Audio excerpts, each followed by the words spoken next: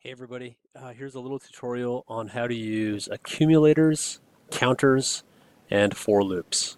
So we first of all need to know what a counter is. A counter is a variable that counts up or down by a set amount. So it could count by ones, or it could count by twos, or it could count by negative fives, negative threes. But it goes by a set amount. So we're going to do an int, let me get back up here, int counter equals 0. So I'm going to declare it and initialize it to be 0. I'm also going to do an accumulator, int accumulator equals 0. But let's define what an accumulator is. So an accumulator is a variable that gets what goes up or down by different amounts. Best example I can think of is at a grocery store. You've got a cart full of groceries. It itemizes your bill and tells you how many items that you have, but it also does a running total of what the cost is. So if you have 10 items, you will have 1, 2, 3, 4, 5, 6, 7, 8, 9, 10 listed, and you'll also have their individual price on the other side, and it may do a running total, and it is accumulating the total. So we're going to do a little program. It's going to use some random numbers, going to use a for loop, and we're going to count how many things we have, and we are going to accumulate what the total is. The way the for loop is structured, so for loops have built-in counters. And we've looked at for loops just a bit. So I'm going to say int I, because I is my favorite variable in programming because it stands for integers, which is one of my favorite words. We're going to start it at 1, and as long as I is less than or equal to 10, we are going to keep going. And this I plus plus means we are increasing I by 1.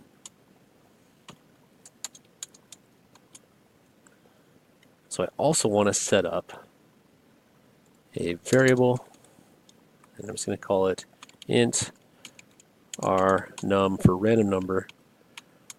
It often likes to have a value before it can be used in the loop. So rnum equals random, and I'm going to let it choose a number, random number between 1 and 100. Now what I'd like to do here is display it. So display centered, big text line. What actually we're going to do is just a regular text line so that we can fit them on. Starting at line I. Remember, I is going to be going up by 1 each time. So the first time it does it, I will equal 1, and then 2, and then 3, and then it'll change our line numbers. And I'm just going to put a number sign in there. My percent sign D, because it's an integer and I want to display it. And I want to display rnum. You won't be able to see my bot, but I'm going to compile this, see what I get. I should save this. I'm going to call this rnum. It has compiled. It's substituting something because here I forgot to put my capital N on. I'm going to download it to my bot. You're going to have to trust me that it's working, except, what did I forget? I should have had a sleep here. Sleep 2000. Let's download it one more time. Let's start it. And my 10 random numbers are displayed. Really tough for me to see them, so I'm going to increase that to 4 seconds. I'm going to start it. And yes, I look at my screen and I see 10 random numbers. So this I part here is my counter, and I'm going to over-exaggerate my counter, and I'm going to actually use another counter. So I'm going to say counter equals, or actually counter plus plus, semicolon. So this adds 1 to the counter variable.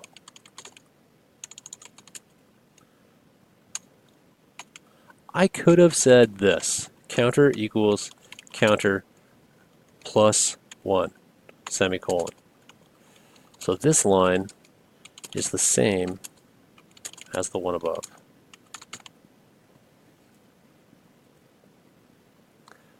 Nothing's really happening that's changing that's different, but I'm going to do this, and I'm going to do a display, centered, big, centered.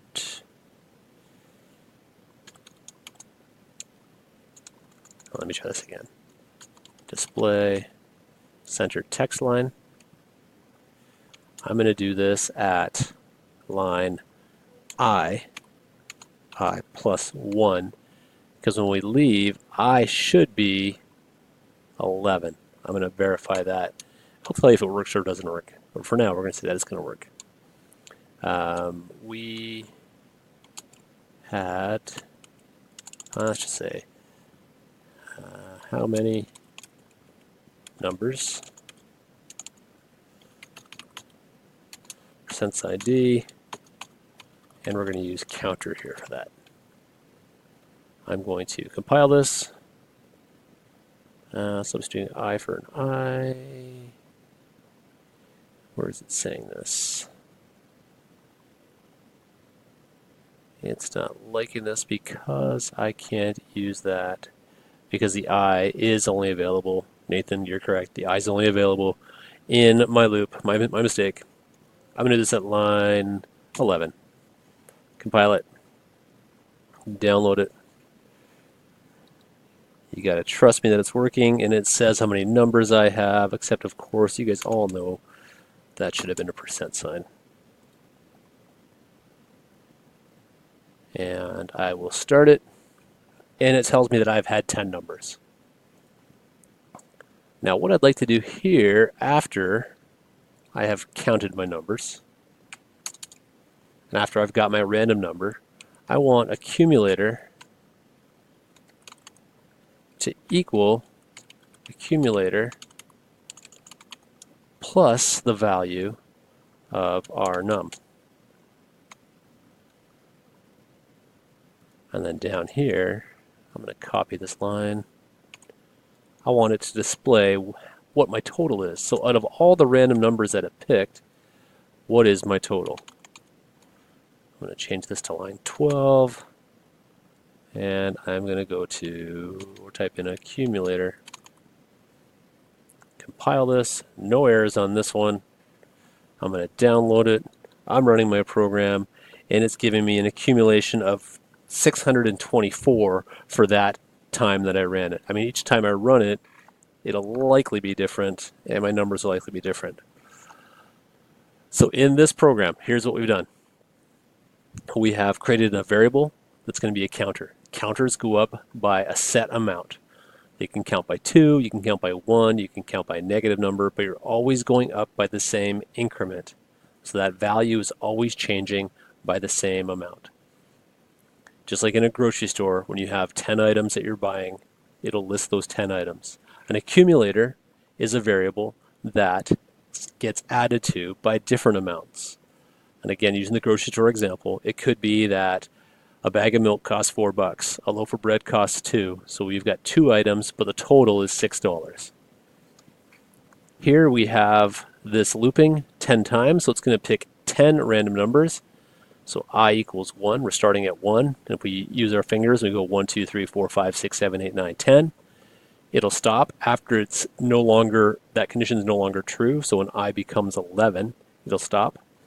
Here we're adding 1 to our counter, and here we're adding the random number to our accumulator.